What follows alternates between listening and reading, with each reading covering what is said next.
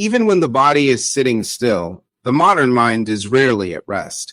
It is busy weighing costs, checking schedules, and feeling a strange, persistent guilt for any moment not spent being productive.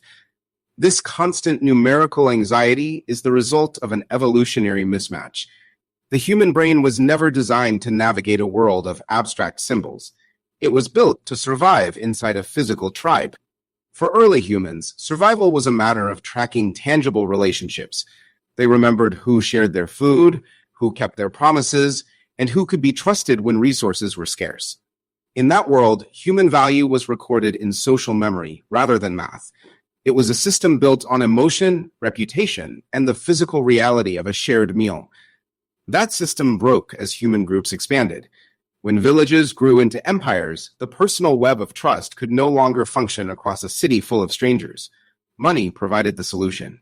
By stamping trust onto portable metal tokens, societies allowed strangers to cooperate instantly without needing a shared history.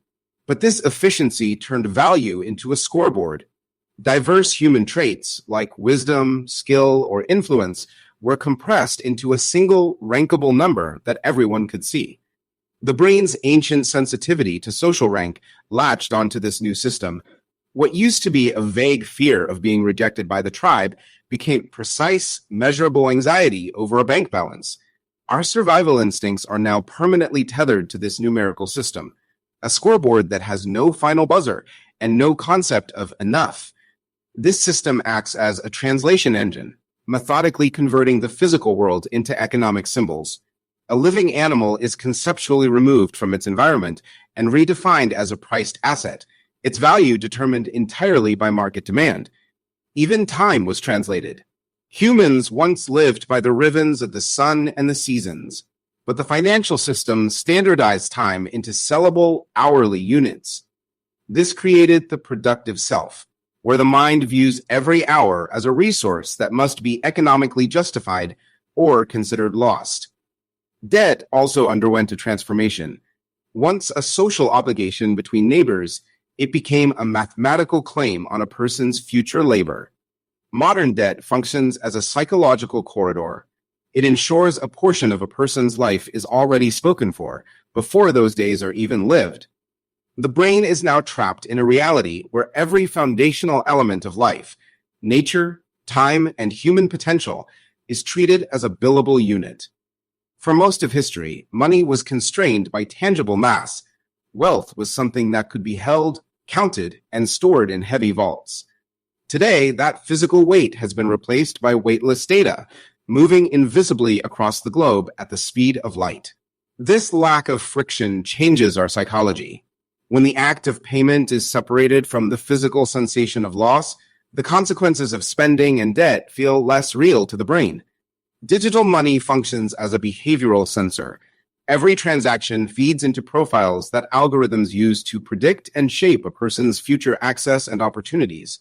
This system is the invisible nervous system of modern life. It operates in the background, deciding which communities receive investment and which dreams are considered viable. Because we are born into this abstract environment, we accept its rules as the natural state of existence.